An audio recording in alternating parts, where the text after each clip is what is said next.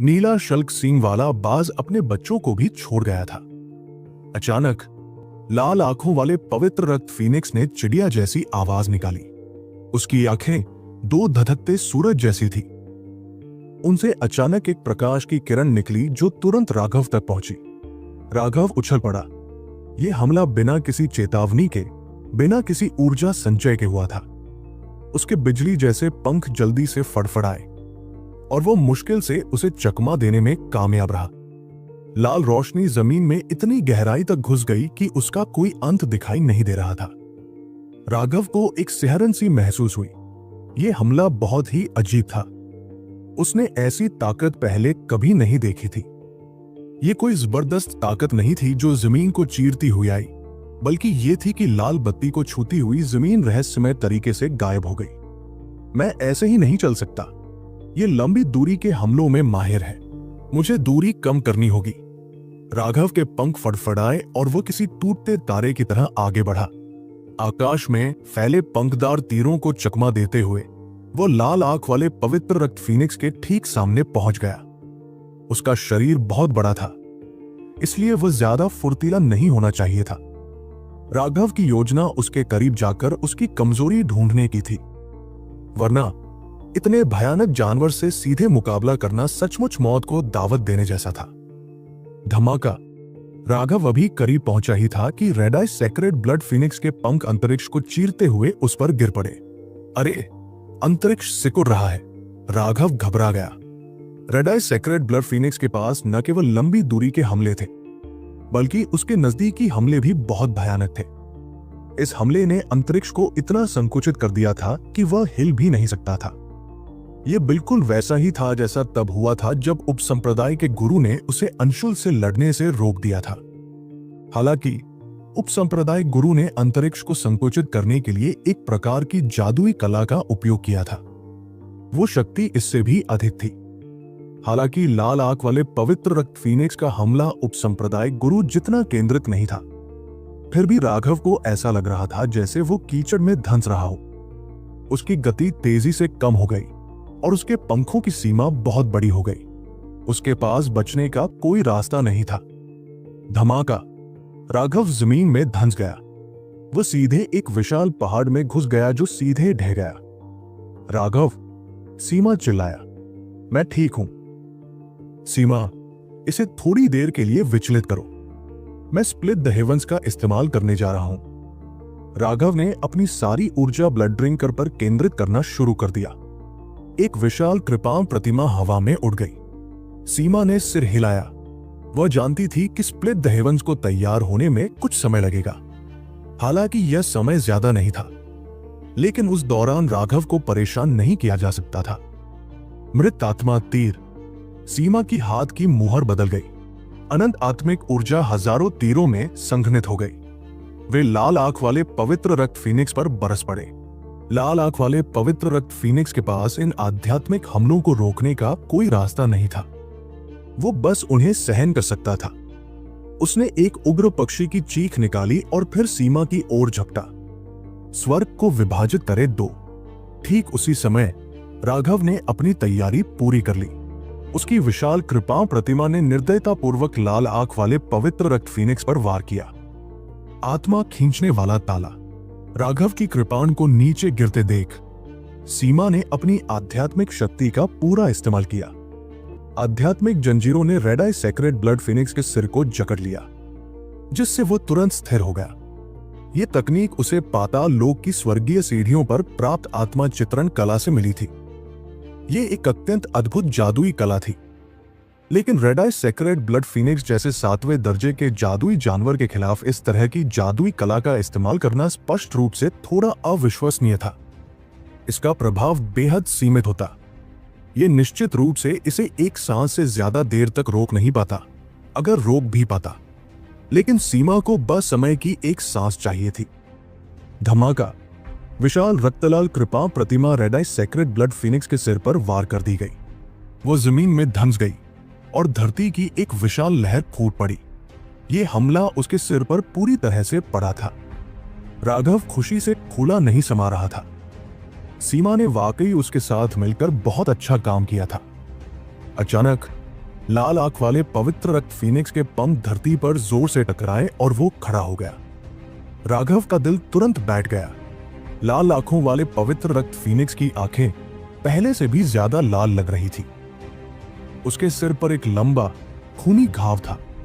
उसकी खोपड़ी भी दिखाई दे रही थी, लेकिन वह यह देखकर चौंक गया कि उसकी कृपाण उसके सिर के बीच से थोड़ा हट गई थी। वो कैसे चूक गया? ये असली पंख था। मैं सचमुच बेवकूफ हूं। राघव को अचानक अपने असली पंख का ख्याल आया। यहीं पर लाल आंख वाले पवित्र रक्त फीनिक्स की पूरी जीवन ऊर्जा संघनित थी। यही वह कारण था जिसकी वजह से उसकी कृपाण एक तरफ झुक गई थी। यह सुनकर उसे बहुत पछतावा हुआ। अगर वो इतना लालची न होता और उसकी जान लेने की बजाय उसके एक पंख पर निशाना साधता, तो शायद वो उसे अपंग बना सकता था। इस तरह वो और सीमा बच सकते थे। लेकिन अब वो मरा नहीं था और इसे कोई खास गंभीर चोट भी नहीं माना जा सकता था। उसकी नजरों से साफ पता चल रहा था कि वो पूरी तरह से क्रोधित हो चुका था। डबल ड्रैगन हमला। राघव ने अपनी सारी ऊर्जा स्प्लिट द हेवंस पर खर्च कर दी थी।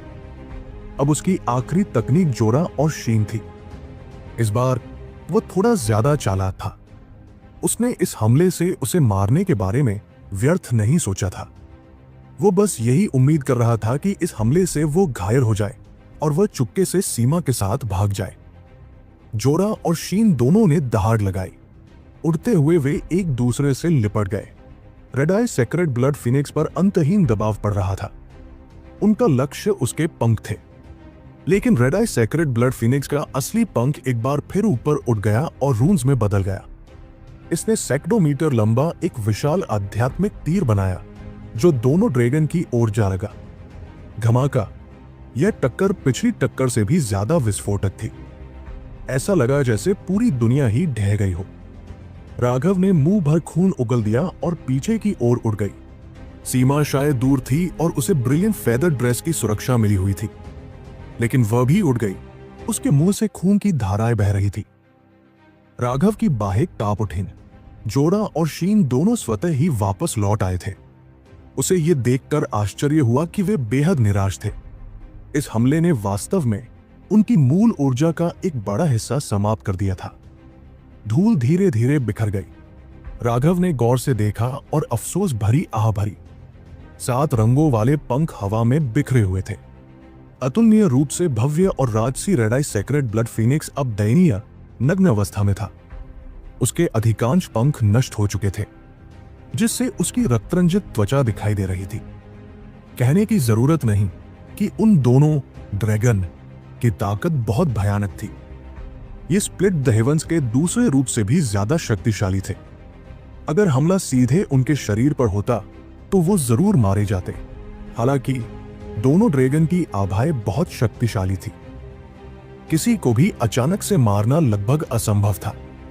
रेड आई सेक्रेड ब्लड फिनिक्स से एक करुण चीख निकली।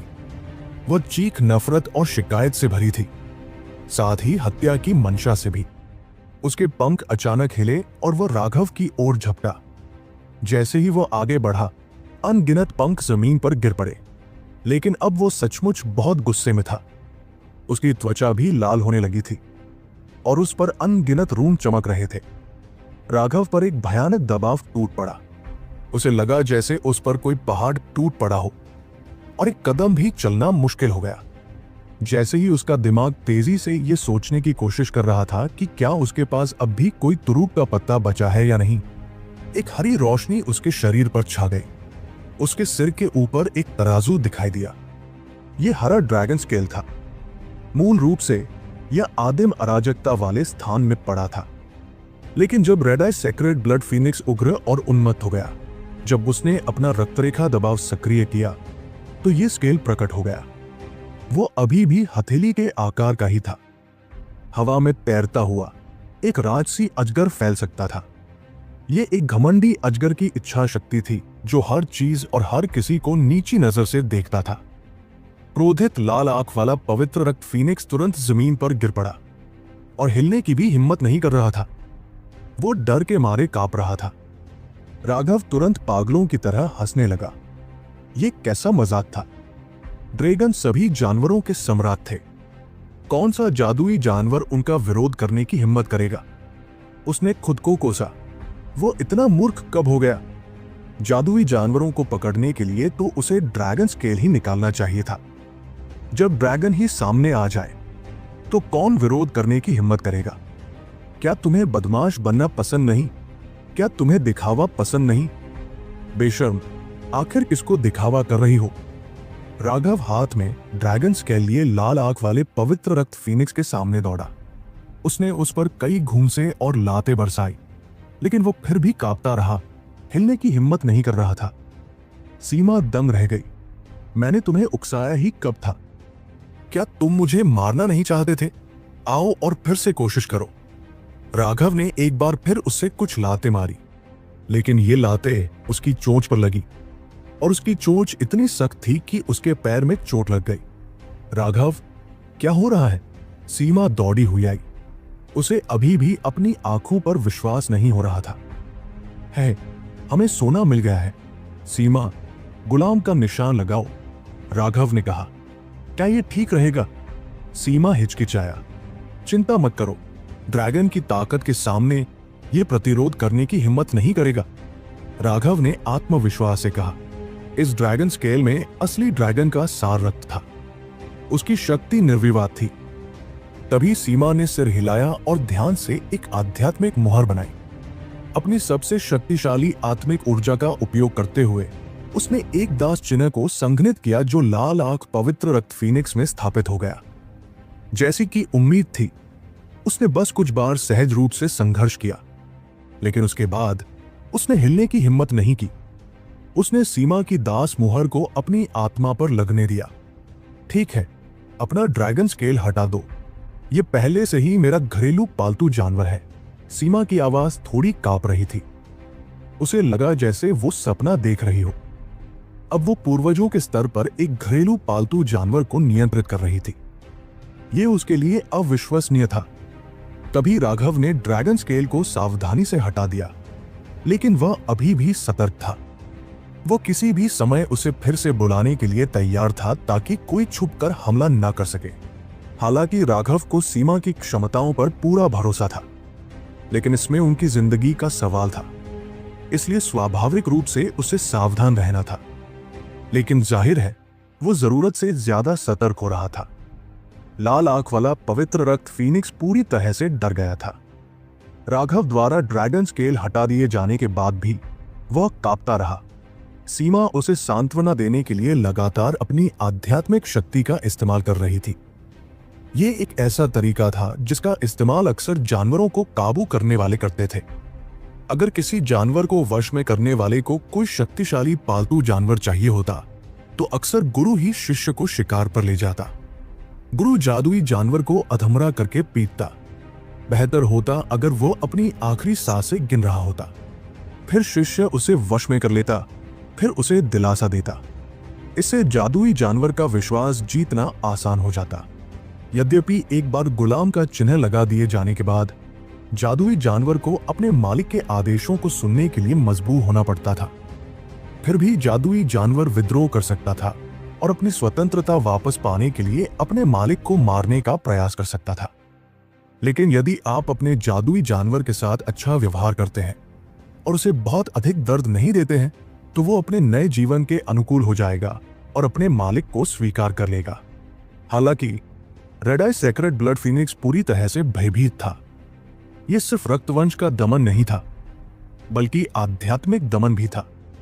वो प्रतिरोध करने में पूरी तरह असमर्थ था। 1 घंटे बाद ही उसका कांपना बंद हुआ। वो धीरे धीरे खड़ा हुआ, लेकिन अब वो बेहद कमजोर हालत में था। आखिरकार राघव की कृपाण ने उसके सिर पर एक लंबा घाव कर दिया था। उसके पंख भी नष्ट हो गए थे और वो खून से लथपथ था। सबसे बुरी बात यह थी कि जब उसने अपनी रक्त शक्ति को सक्रिय किया तो ड्रैगन ने उसे सबसे दबंग तरीके से पूरी तरह से दबा दिया, जिससे उसकी जड़ हिल गई। सीमा द्वारा अपनी चोटों का वर्णन सुनकर राघव अवाक रह गया। उसने लाल आंखों वाले पवित्र रक्त फीनिक्स से कहा, सच में तुमने पहले क्यों नहीं हार मान ली?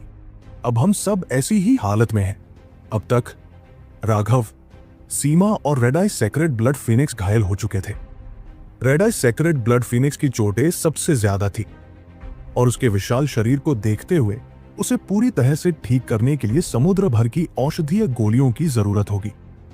अपना मुंह खोलो, अपनी चोटों को स्थिर करने के लिए कुछ दवा खा लो। राघव ने बेप्सी से उपचार की गोलियों का एक ढेर निकाला। इस ढेर में 100 से ज्यादा गोलियां थी।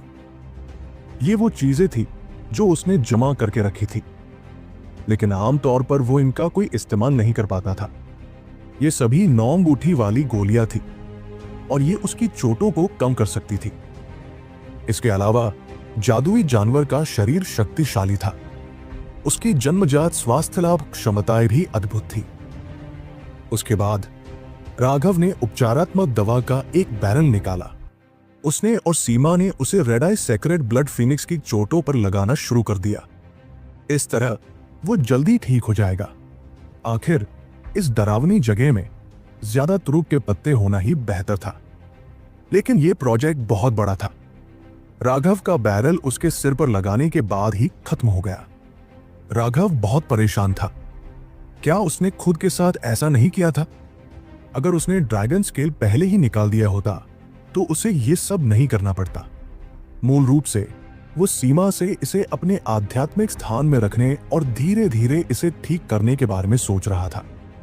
लेकिन सीमा को अपने नए घरेलू पालतू जानवर पर बहुत दया आ रही थी, इसलिए राघव केवल और अधिक दवा को परिष्कृत करने और उसे लगाने के बीच ही बारी बारी से काम कर सकता था। आधे दिन की मेहनत के बाद ही उनका काम पूरा हुआ। तभी सीमा ने धीरे धीरे रेड आई सेक्रेड ब्लड फीनिक्स को अपने आध्यात्मिक स्थान में रखा। ठीक है, चलो, वे 2 छोटे बच्चे अभी भी हैं। राघव ने तीनों लाशों को सीधे आदिम अराजकता वाले स्थान में समाहित कर लिया और पहाड़ की चोटी पर स्थित चिड़िया के घोंसले की ओर दौड़ पड़ा।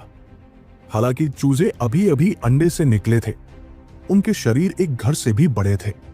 हालांकि उनकी शक्ल सचमुच थोड़ी बदसूरत थी। उनके शरीर पर एक भी पंख नहीं था। वे बिना तोड़े हुए मुर्गों जैसे लग रहे थे और उनसे एक बेहद खट्टी गंध आ रही थी।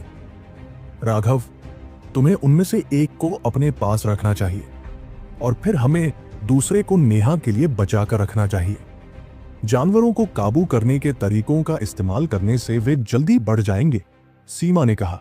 राघव और नेहा दोनों के पास घरेलू पालतू जानवरों के लिए अपने आध्यात्मिक स्थान थे। नीले शल्क सिंह वाले चील की सहायता से उनकी शक्ति काफी बढ़ जाती। किसी भीषण युद्ध में अगर कोई घरेलू पालतू जानवर किसी को अचानक पकड़ ले तो वो उस पर घातक प्रहार कर सकता था। अब सीमा के पास लाल आंख वाला पवित्र रक्त फीनिक्स था। अगर कोई प्रतिद्वंद्वी उसके आध्यात्मिक हमलों को रोक भी लेता तो भी वो लाल आंख वाले पवित्र रक्त फीनिक्स को नहीं रोक पाता। यह कहा जा सकता है कि वह तुरंत ही उन सभी में सबसे शक्तिशाली सदस्य बन गई थी। उसकी शक्ति अब राघव से कहीं ज्यादा थी। अगर राघव सीमा से लाल आंख वाली पवित्र रक्त फीनिक्स के साथ लड़ता तो वह एक अगरबत्ती के बराबर भी नहीं टिक पाता।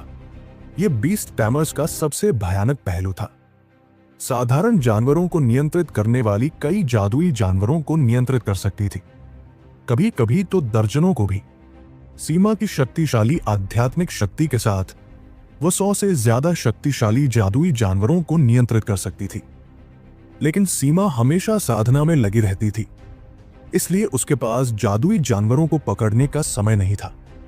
वरना अगर वो अपने आध्यात्मिक हमलों के अलावा जियांटिन जादुई जानवरों को भी छोड़ देती तो उसके लिए दूसरे दर्जे के दिव्य जानवर को मारना भी संभव होता। हालांकि सीमा को कमजोर जादुई जानवरों को नियंत्रित करना पसंद नहीं था, क्योंकि कमजोर जादुई जानवर तोप का चारा थे और उनके मरने की संभावना बहुत ज्यादा थी। सीमा को इस तरह की लड़ाई शैली पसंद नहीं थी। वो एक शक्तिशाली जादुई जानवर को पसंद करती थी जो हमेशा उसके साथ रहे। जादुई जानवरों को मौत के घाट उतारने पर उसे बुरा लगता था। अब जब उसके पास लाल आंखों वाला पवित्र रक्त फीनिक्स था तो वो पूरी तरह संतुष्ट थी। उसके मन में घर के दूसरे पालतू जानवरों को पकड़ने की कोई योजना नहीं थी, इसलिए वह चाहती थी कि राघव और नेहा इन 2 नीले शल्क वाले सींग वाले चीलों को ले जाए। नेहा एक पवन साधक थी। इसलिए जब उसे एज़्योर स्केल हॉर्नेड ईगल के साथ जोड़ा जाता तो उसके हमले और भी तेज हो जाते। तुम्हें दोनों रख लेने चाहिए। जब हम वापस आए तो दोनों नेहा को दे देना। मुझे इनकी जरूरत नहीं है। राघव ने अपना सिर हिलाया। फिलहाल दोनों चूजे अभी भी बेहद कमजोर और भ्रमित अवस्था में थे। सीमा अपनी आत्मिक ऊर्जा से उनकी आत्माओं को आसानी से बंद कर सकती थी।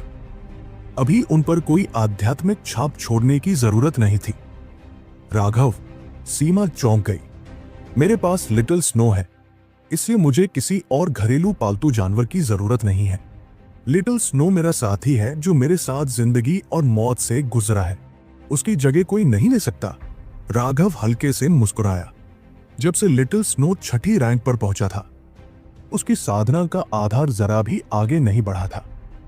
राघव भी जानता था कि कभी कभी मेहनत से काम नहीं चलता। लिटिल स्नो अपनी चरम सीमा तक पहुंच चुका था।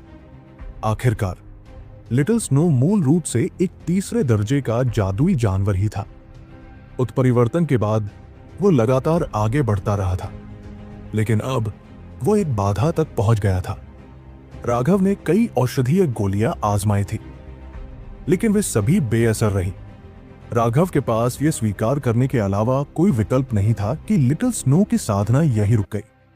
लेकिन जैसा उसने कहा था वैसा ही हुआ। लिटिल स्नो उसकी साथी थी, एक ऐसी साथी जिसे वो छोड़ नहीं सकता था।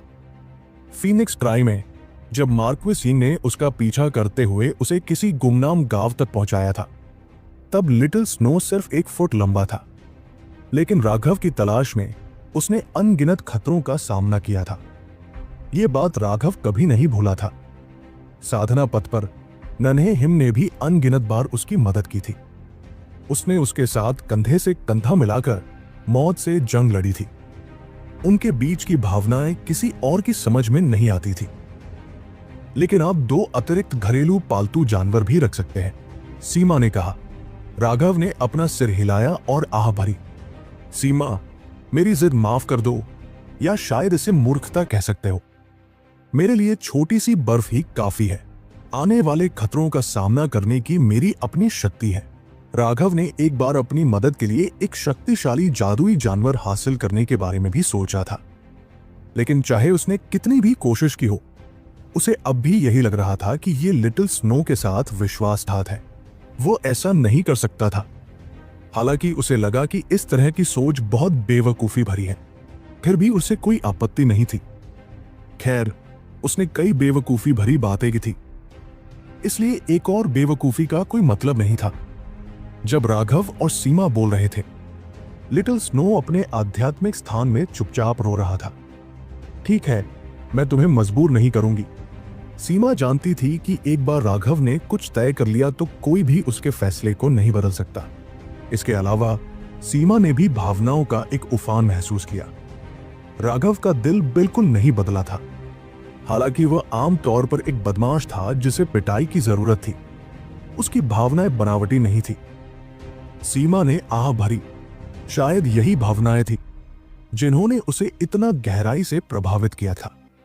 उसने दोनों चूजों को अपने आध्यात्मिक स्थान में रखा। साथ ही उसने अंडों के टुकड़े इकट्ठा किए। वे अंडों के टुकड़े उनके लिए भोजन प्रतीत हो रहे थे। ऐसा लग रहा था कि उन्हें मांस खाने से पहले उन टुकड़ों को खाना जरूरी था। वयस्क अजगर ने जरूर अजगर को भोजन के रूप में पकड़ लिया होगा। सीमा, क्या तुम रेड आई सेक्रेड ब्लड फीनिक्स से बात कर सकती हो? राघव ने पूछा।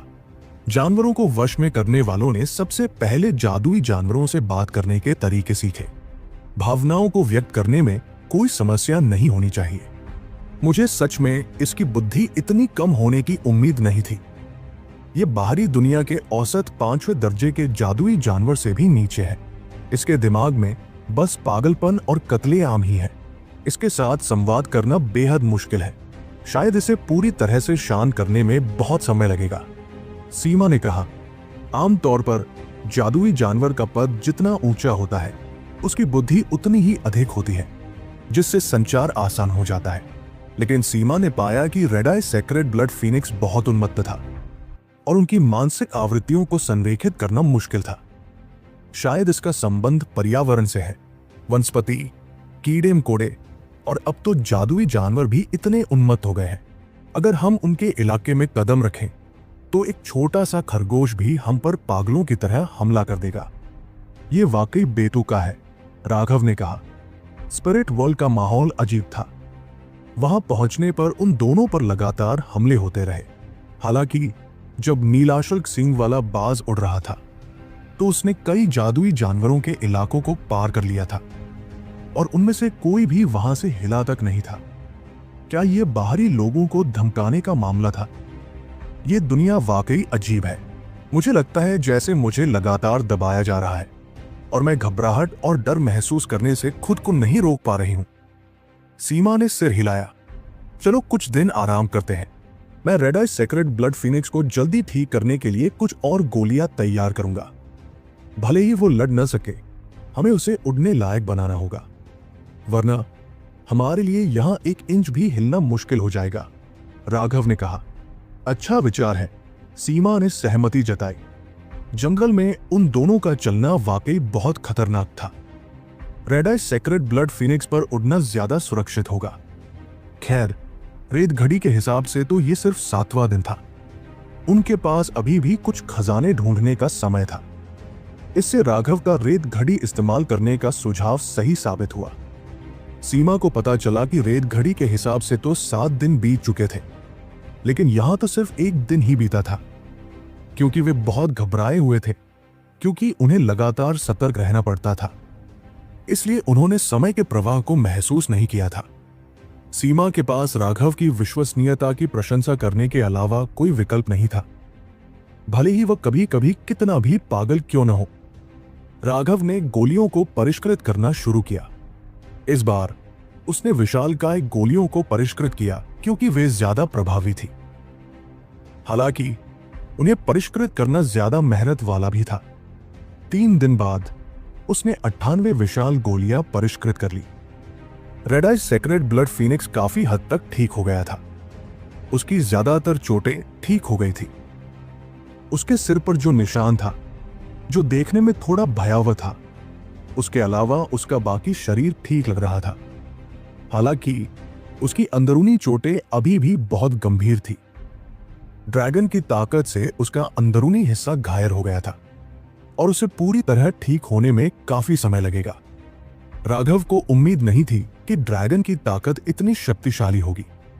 जैसे जैसे समय बीतता गया, ड्रैगन विशेषज्ञ के प्रति उसकी प्रशंसा बढ़ती गई। राघव, ब्लड फीनिक्स तो पहले से ही उड़ सकता है, अब हमें क्या करना चाहिए? सीमा ने कहा। उसने अब काम आसान करने के लिए रेड आई सेक्रेट ब्लड फीनिक्स को सिर्फ ब्लड फीनिक्स कहना शुरू कर दिया। ब्लड फीनिक्स से पूछो कि क्या उसे कहीं बड़े पेड़ पता है। जितना बड़ा उतना अच्छा। सबसे अच्छा होगा अगर वो उस तरह का पेड़ हो जो आसमान को चीर सके, राघव ने कहा। बकवास। कोई बात इतनी बढ़ा चढ़ाकर कैसे कही जा सकती है? सीमा ने आंखें घुमाई। राघव एक बार फिर अविश्वसनीय लगने लगा था, लेकिन उसने फिर भी ब्लड फीनिक्स से पूछा। एक अगरबत्ती के बराबर समय बाद सीमा ने आह भरी। ब्लड फीनिक्स ने कहा था कि अगर वो आगे की ओर उड़ता है तो वो थक जाएगा। आगे एक जंगल है जो बहुत डरावना हो सकता है। राघव का चेहरा अजीब था। इस चिड़िया की बोली वाकई बहुत तकलीफदेह है। इसका क्या मतलब है? उड़ते उड़ते थक जाती है। क्या इसका इस बात से कोई लेना देना है कि वो कितनी दूर तक उड़ी?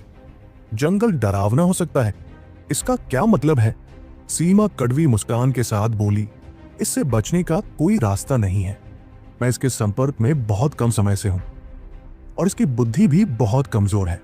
मेरे लिए यह समझना बहुत मुश्किल है कि यह क्या कह रहा है। ठीक है, तो हम उसी दिशा में चलेंगे। हम धीरे धीरे चलेंगे और रास्ते में निशान लगा देंगे ताकि वापस आने का रास्ता मिल सके। हम ये भी देखेंगे कि क्या हम तुम्हारे लिए कुछ और उपयुक्त जादुई जानवर ढूंढ सकते हैं। तब तुम सचमुच बेजोड़ होगे। राघव मुस्कुराया। सीमा मीठी मुस्कान के साथ बोली। हालांकि राघव अन्य कारणों से भी स्पिरिट वर्ल्ड में आई थी, लेकिन असल में मुख्य कारण उसकी सुरक्षा थी। वे दोनों रक्त फीनिक्स की पीठ पर कूद पड़े और उसकी यादों के अनुसार यात्रा करने लगे। जैसे जैसे वे धीरे धीरे उड़ रहे थे, राघव उत्सुकता से भर गया। वह सोच रहा था कि क्या वो उस वन देवता को फिर से देख पाएगा। वे अभी थोड़ा आगे ही बढ़े थे कि उन्हें 7वीं रैंक का एक जादुई जानवर दिखाई दिया। राघव ने पूछा, क्या तुम इसे चाहते हो? उफ, नहीं, वो काला कछुआ थोड़ा बदसूरत है, सीमा ने शर्मिंदगी से कहा। ऐसे जादुई जानवर के लिए उसकी रुचि आकर्षित करना वाकई मुश्किल होगा। राघव हंसा। ऐसा जादुई जानवर वाकई थोड़ा बेकार था। क्या कोई सच में उसके खोल में छुप कर लड़ेगा? क्या 8वीं रैंक का जादुई जानवर? सीमा, जल्दी से ब्लड फीनिक्स को दूर भगाओ। अचानक एक विशाल आकृति ने सूरज को ढक लिया। राघव बहुत खुश हुआ और उसने जल्दी से ड्रैगन स्केल तैयार कर लिया। वह एक विशाल सांप था। उसका शरीर 3 मील से भी ज्यादा लंबा था और वह पीछे की ओर झुका हुआ था। उसकी पीठ पर एक जोड़ी पंख थे और रक्त फीनिक्स को देखते ही वो तुरंत उस ओर उड़ गया। यह स्पष्ट रूप से एक जादुई जानवर था जो भोजन की तलाश में था। रक्त फीनिक्स के अनुसार इस रास्ते पर इतने शक्तिशाली जादुई जानवर नहीं थे। यह ब्लैक स्केल सोअरिंग सर्प है, सीमा ने कहा। वो सांप उनसे काफी दूर था, लेकिन पलक झपकते ही उनके पास पहुंच गया। यह ब्लैक स्केल सोअरिंग सर्प की अनोखी क्षमता थी। वो अपने शिकार के बचाव के लिए कोई भी मोर्चा खोलने से पहले ही शून्य को भेद कर अचानक हमला कर सकता था। राघव ने सीधे ड्रैगन स्केल निकाला। उसने अपनी ड्रैगन शक्ति का इस्तेमाल किया और ब्लैक स्केल सोअरिंग सर्प तुरंत अचानक रुक गया। उसने एक अजीब सी चीख मारी और मुड़कर भाग गया। अरे, तुम कहां जा रहे हो? मुझे अभी भी तुमसे कुछ बातें करनी है। यह देखकर कि काले तराजू वाला उड़ता हुआ सर्प पूरी तरह दबा नहीं था और भाग सकता था, राघव चिंतित हो गया। उसने ड्रैगन का तराजू पकड़े हुए चिल्लाना और उसका पीछा करना शुरू कर दिया। राघव को पीछा करते देख काले रंग के उड़ते सांप की चीख और भी करुण हो गई।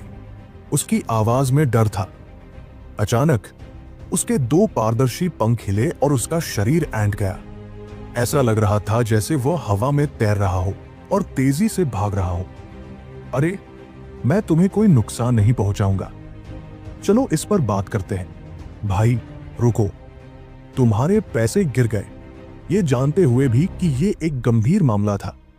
सीमा अपनी हंसी नहीं रोक सका। ये दुष्ट व्यक्ति इस समय भी बकवास करना नहीं भूला। सीमा ने ब्लड फीनिक्स को तभी दोबारा बुलाया जब राघव बहुत दूर चला गया। वो बहुत दूर से उसका पीछा कर रही थी क्योंकि ब्लड फीनिक्स ड्रैगन की ताकत से डरता था। 1 घंटे बाद आखिरकार वे राघव तक पहुंच गए। काले रंग का उड़ता हुआ सांप पहले ही जा चुका था, लेकिन राघव कोस रहा था। कुछ ऐसा कह रहा था कि सांप को दयालुता की कद्र करना नहीं आता और उसने उसकी सेवा करने का मौका गवा दिया। सीमा अवाक रह गई। ठीक है, गुस्सा मत हो। सीमा समझ नहीं पा रही थी कि हंसे या रोए। अगर बाहरी दुनिया को पता चल जाए कि राघव ने 8वीं रैंक के जादुई जानवर को भगा दिया है, तो शायद दुनिया पागल हो जाएगी। मैं नाराज नहीं हूं, मुझे बस अफसोस है, इसने मशहूर होने का मौका गवा दिया। अगर यह तुम्हारा पीछा करे तो इसकी ताकत दुनिया हिला देगी। क्या यह इस घटिया जगह पर रहने से कहीं बेहतर नहीं है? राघव ने कहा। वो कह सकता था कि उसे गुस्सा नहीं आ रहा था, लेकिन उसकी आवाज उसके शब्दों से मेल नहीं खा रही थी। उसने अभी अभी एक तथ्य पर ध्यान दिया था। ड्रैगन माइट को सक्रिय करने से स्केल के अंदर सार रक्त की ऊर्जा समाप्त हो जाएगी। Dragon blood body tempering art की साधना के लिए उसे हरे ड्रैगन एसेंस ब्लड पर ही निर्भर रहना था। उसने इसका इस्तेमाल जारी रखने की हिम्मत नहीं की। इसी वजह से राघव पूरी तरह से क्रोधित हो गया। अगर वह ब्लैक स्केल सोअरिंग सर्प को वश में कर लेता तो क्या वह किसी भी दुश्मन पर हावी नहीं हो पाता? उस मौके को हाथ से जाते देख वो स्वाभाविक रूप से चिढ़ गया। चलो चले, ब्लड फीनिक्स को धीरे से उड़ने दो जब तक हमारे पास कोई और विकल्प न हो। हम ड्रैगन स्केल का दोबारा इस्तेमाल नहीं कर सकते। राघव ने आह भरी। वे अब ड्रैगन स्केल का इस्तेमाल नहीं कर सकते थे। दूसरे शब्दों में, उनके पास 7वें दर्जे के जादुई जानवर को फिर से वश में करने का कोई मौका नहीं होगा। ब्लड फीनिक्स के स्तर की तो बात ही छोड़िए, अगर वे सिर्फ एज़्योर स्केल, हॉर्नड ईगल या 9 स्पाइक लिस्ट जैसे जादुई जानवरों पर भी नजर डाले तो भी उन्हें विशेष तरीकों पर निर्भर रहना होगा। इस तरह के विशेष तरीके बहुत समय लेने वाले होंगे। तो अब उन्हें न केवल अन्य जादुई जानवरों को वश में करना मुश्किल होगा, बल्कि उन्हें उनसे डरना भी पड़ेगा। रक्त फीनिक्स अभी भी ठीक हो रहा था और उसकी युद्ध शक्ति उसकी चरम अवस्था के आधे से भी कम थी। इसके अलावा राघव को अपने मूल स्थान पर वापस जाने के लिए समय का भी ध्यान रखना था। उसे दुर्घटनाओं या अन्य जादुई जानवरों द्वारा रोके जाने के लिए पर्याप्त समय का भी ध्यान रखना था, अन्यथा वे हमेशा के लिए यहीं फंस जाते। नतीजतन वे और भी ज्यादा घबरा गए, लेकिन कोई रास्ता नहीं था। राघव बड़े पेड़ों की तलाश में बस धीरे धीरे उठ सकता था। जब भी उसे कोई बड़ा पेड़ दिखाई देता, वो कुछ बीज लेता और उन्हें आदिम अराजकता वाले स्थान में उगाने की कोशिश करता। उसने पाया कि हालांकि उनमें से कई पेड़ों में उसके पुराने पेड़ों से ज्यादा जीवन ऊर्जा थी, फिर भी उनकी जीवन शक्ति बेहद सीमित थी। वे राघव की जरूरतों को पूरा नहीं कर पाए थे, लेकिन उसने फिर भी उन पेड़ों को संभाल कर रखा, कहीं उसे कुछ बेहतर न मिल जाए। थोड़ी सी बढ़ोतरी कुछ न होने से तो बेहतर ही थी। कई दिन और उड़ने के बाद रेत घड़ी ने बताया कि वे 10 दिन से आत्मा की दुनिया में है, लेकिन उसे अभी भी कोई उपयुक्त पेड़ नहीं मिला है। कुछ विशाल वृक्षों में शायद इतनी जीवन ऊर्जा न हो। 11वें दिन अचानक उनके सामने एक विशाल जंगल प्रकट हो गया। रक्त फीनिक्स तुरंत रुक गया। उसने सीमा से कहा कि यह बहुत ही भयानक जगह है, अगर वो अंदर गया तो मारा जाएगा। राघव ने जो देखा उससे वह दंग रह गया। ये सभी पेड़ आसमान में ऊंचे उठे हुए थे, हर एक कई मील ऊंचा था। वे बादलों से ऊपर उठकर सूरज को ढक रहे थे।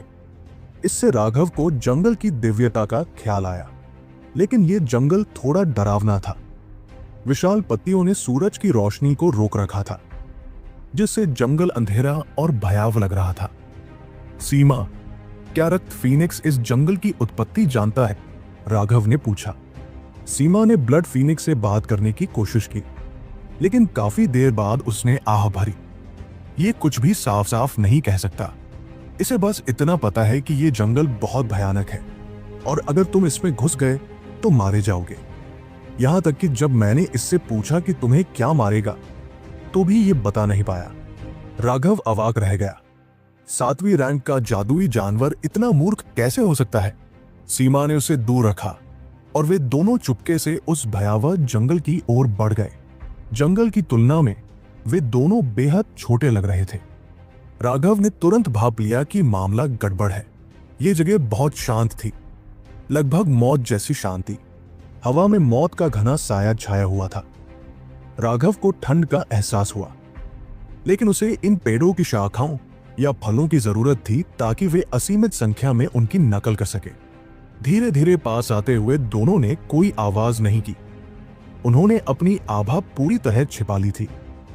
उन्होंने अपने रोम छिद्र भी बंद कर लिए थे, किसी दुर्गंध के फैलने के डर से। जैसे जैसे वे पास आए, राघव को एहसास हुआ कि ये पेड़ दूर से उसके अनुमान से कहीं ज्यादा बड़े थे। और तो और ये सभी एक ही तरह के नहीं थे, लेकिन हर एक पेड़ अविश्वसनीय रूप से विशाल था। राघव उनके सामने एक चींटी की तरह था। राघव को एक टोकरी के आकार का गड्ढा मिला।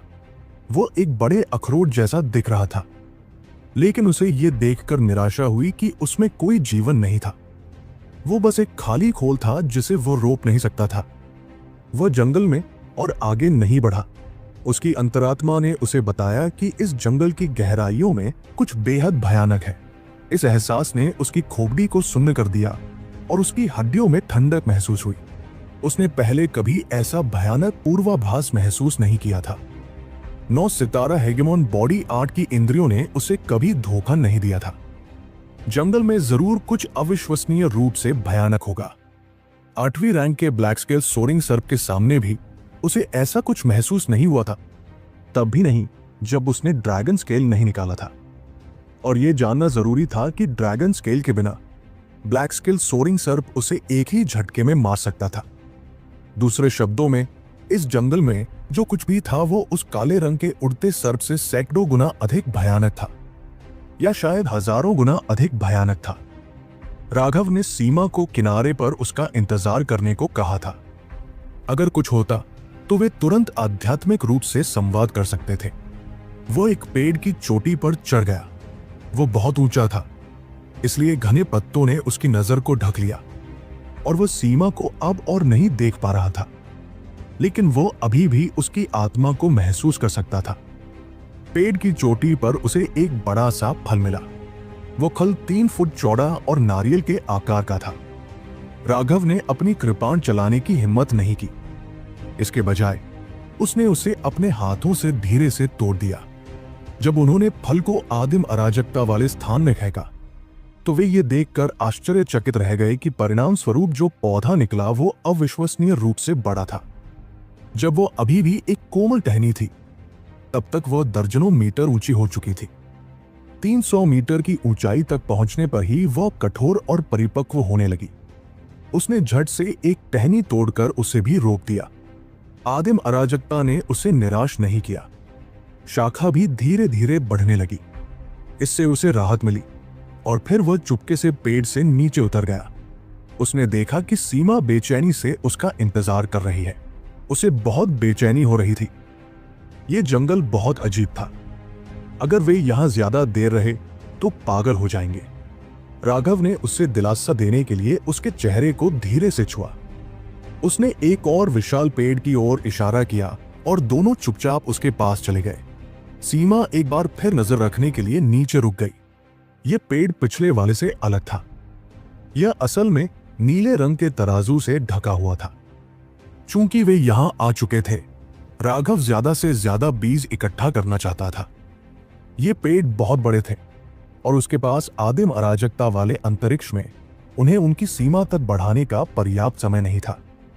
वह केवल यह बता सकता था कि उनके पौधे के रूप में उनमें कितनी जीवन ऊर्जा थी।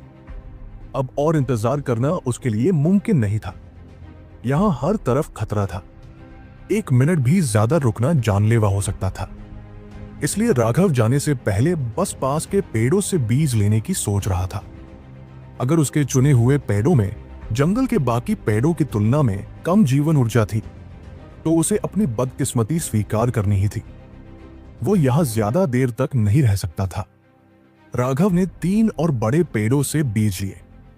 फिर इधर उधर देखने पर उसे एक और विशाल पेड़ दिखाई दिया। इस पेड़ की पत्तियों पर प्राकृतिक रेखाएं थी जो रूम जैसी दिखती थी। इसके अलावा यह पेड़ बाकियों से भी बड़ा था। यह उनसे 10 गुना चौड़ा लग रहा था। राघव का दिल तुरंत तेजी से धड़कने लगा। पहले तो वो अभी जाने की सोच रहा था, लेकिन अब जब उसने यह विशाल पेड़ देखा तो वह हिल भी नहीं सका। आखिरकार वह दांत पीसता हुआ पेड़ पर चढ़ गया। उसका लालच जीत गया था। वो पेड़ पर चढ़ने लगा। जब वह ऊपर पहुंचा तो उसने अचानक पाया कि इस पेड़ पर कोई फल नहीं था। क्या यह नर था? लाचार राघव ने इधर उधर देखा। उसे एक छोटी सी शाखा दिखाई दी जो लगभग 1 हाथ जितनी मोटी थी।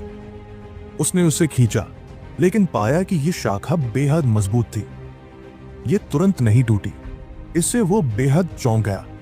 अपनी वर्तमान शक्ति से वो अपने नंगे हाथों से एक जादुई हथियार तोड़ सकता था, लेकिन वह एक शाखा नहीं तोड़ पा रहा था। उसने और कोशिश नहीं की। इतनी मजबूत शाखा अगर वह जोर से तोड़ता तो जोरदार आवाज होती।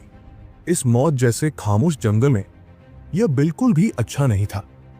उसने चुपके से ब्लड ड्रिंकर को बाहर निकाला। टहनी कटते ही खून जैसी लाल रोशनी चमक उठी, लेकिन जहां टहनी कटी थी वहां से खून जैसा लाल तरल पदार्थ बहने लगा। अच्छा नहीं है। राघव के चेहरे के भाव पूरी तरह बदल गए। बड़ा पेड़ अचानक कांप उठा और अनगिनत शाखाएं राघव के चारों ओर इकट्ठा होकर एक पिंजरा बना गई। राघव का दिल कांप उठा। अनगिनत शाखाएं उसके चारों ओर लिपटने लगी। सावधान राघव, सीमा ने आध्यात्मिक संदेश के जरिए चेतावनी दी। नीचे भी कुछ साफ तौर पर हो रहा था। भागने का समय हो गया है। राघव ने अपने हाथ में पकड़ी हुई शाखा को आदिम अराजकता के स्थान में फेंक दिया। अपनी कृपाण के एक वार से उसने उन कुंडलित शाखाओं को चीर डाला। लाल तरल हवा में उछल पड़ा। राघव को तुरंत एहसास हुआ कि हालात उसके अनुमान से कहीं ज्यादा बुरे थे। इस पेड़ में सचमुच अपनी चेतना थी। उसने तुरंत अपने बिजली जैसे पंख जुटाए और भाग गया। अचानक और भी शाखाएं उसकी ओर आने लगी। इस बार वे पतली शाखाएं नहीं थी, बल्कि कई मीटर मोटी शाखाएं थी। उसे पेड़ से भी एक उन्मत्त भावना महसूस हुई। वो उसे मार डालना चाहती थी। आकाश को विभाजित करो। राघव ने सीधे शाखाओं को काटकर बाहर निकलने का रास्ता बनाया और अंततः उनके चंगुल से बच निकला। तभी उसने देखा कि सीमा भी खतरे में थी। अनगिनत जड़ें उसके ऊपर लहरा रही थी, मानो कोई विशाल सांप उसे निगलने की कोशिश कर रहा हो। राघव ने अपनी कृपाण के एक ही वार से उन जड़ों को तोड़ दिया। सीमा को पकड़े हुए वो उस अजीब जंगल से बाहर निकल गया। धमाका! अचानक जमीन फट गई और वो विशाल पेड़ हवा में उड़ गया। अनगिनत जड़ें स्वर्ग को ढकने वाले पंजे की तरह राघव की ओर उड़ती हुई आई। जिस बात ने राघव को सबसे अधिक चौंकाया वह ये थी कि पहले पेड़ के पीछे पीछे और भी पेड़ हवा में उड़कर उसका पीछा करने लगे। उसे पता नहीं था कि वे किस ऊर्जा का इस्तेमाल कर रहे थे, लेकिन वे सचमुच उड़ने में सक्षम थे। राघव को लगा जैसे दुनिया पागल हो गई हो।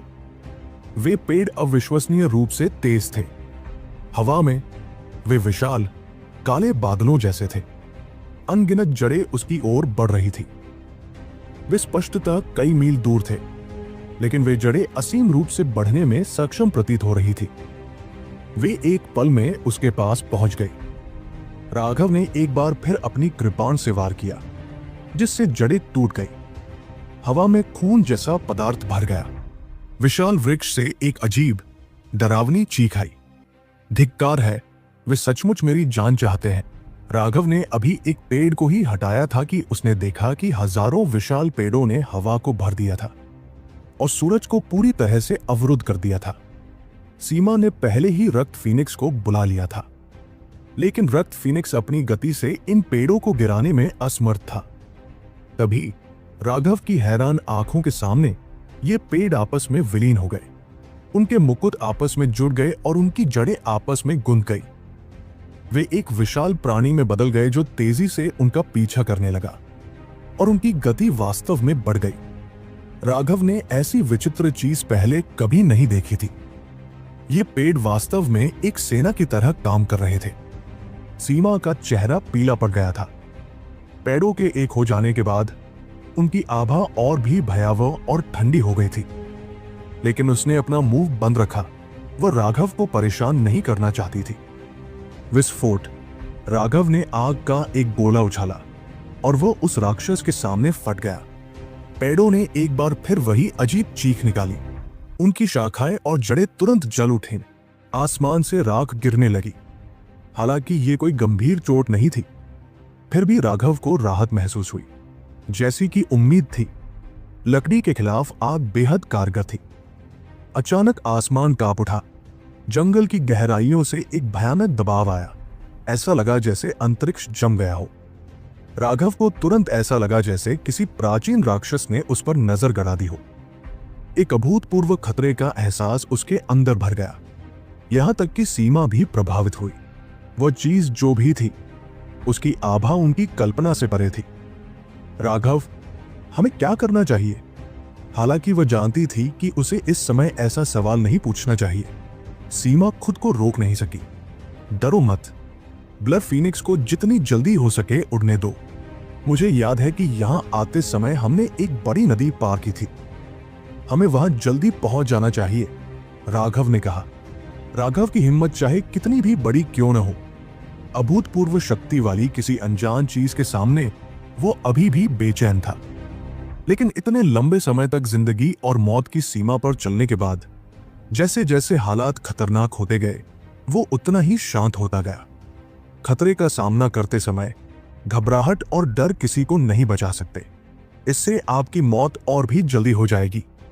राघव को खतरे का सामना करते समय शांत रहने की आदत बहुत पहले ही पड़ गई थी। राघव को जंगल की गहराइयों से एक भयानक जीव तेजी से आता हुआ महसूस हुआ। इन पेड़ों ने जरूर उस अस्तित्व को सचेत किया होगा। हालांकि वो भयानक आदमी अभी भी बहुत दूर था। उनके पास अभी भी कुछ समय था। राघव पेड़ों को रोकने के लिए लगातार आग के गोले छोड़ रहा था, लेकिन वह और भी घबराने लगा था। वह भयावह अस्तित्व तेजी से उसके करीब आ रहा था। राघव, नदी आगे है, सीमा ने पुकारा। वो नदी बहुत चौड़ी थी, कई 100 मील लंबी थी। पानी जोर से गरज रहा था। छोटी बर्फ, बाहर आओ। हम एक संयुक्त वायु ज्वाला हमला करेंगे। हमले को केंद्रित मत करो। हम जितना संभव हो सके उतना बड़ा दायरा चाहते हैं। राघव ने लिटिल स्नो को बुलाया। उसी समय उसके हाथ में एक विशाल ज्वाला घूम रही थी। राघव ने शीन से अपनी सारी ऊर्जा उसमें भेजने को कहा। ज्वाला का गोला पहले से ही 300 मीटर बड़ा था, और वह भी तब जब राघव ने उसे जितना हो सके उतना संकुचित कर दिया था। लिटिल स्नो के सफेद बाल खड़े हो गए क्योंकि अनंत पवन ऊर्जा का संचार होने लगा। उसने तुरंत अपनी सारी शक्ति छोड़ दी। ज्वाला का गोला बाहर निकला। लिटिल स्नो ने अपना मुंह खोला और हवा के ब्लेडों का एक विशाल गोला भी बाहर निकला। यह गोला राघव के ज्वाला के गोले के चारों ओर लिपट गया और आगे की ओर बढ़ गया। जैसे ही वे दोनों गोले आपस में टकराए, वे तेजी से बढ़ने लगे और तुरंत 10 मील चौड़े हो गए। धमाका, आग की लपटें भड़क उठीं। 10,000 मील के दायरे में सब कुछ भर गया। ऐसा लग रहा था जैसे पूरी दुनिया जल उठी हो। आग की लपटों और हवा से घिरते ही पेड़ों ने करुण क्रंदन किया। आग की लपटों के गुजर जाने के बाद उनके पेड़ों के मुकुट पूरी तरह से नष्ट हो गए थे और उनकी अधिकांश जड़ें भी गायब हो गई थी। उनके तने झुलसकर काले पड़ गए थे। राघव ने सीधे लिटिल स्नो को मार गिराया। सीमा ने भी ब्लड फीनिक्स को मार गिराया। दोनों नदी में कूद पड़े। एक बार जब वे नदी में थे तो राघव ने अपनी दिव्य भावना फैलाई और पाया कि एक बड़ी मछली तेजी से उनकी ओर तैर रही है। यह मछली 40 मीटर लंबी थी और इसकी आभा इसे 5वीं श्रेणी के जादुई जानवर के रूप में चिन्हित करती थी। राघव और सीमा को देखकर इसने अपना मुंह खोला और उन दोनों को निगल लिया। इसे नियंत्रित करो। राघव ने सीमा को मछली पर नियंत्रण करने को कहा। जैसे ही वह तैरने लगी, राघव ने कहा, बाई ओर।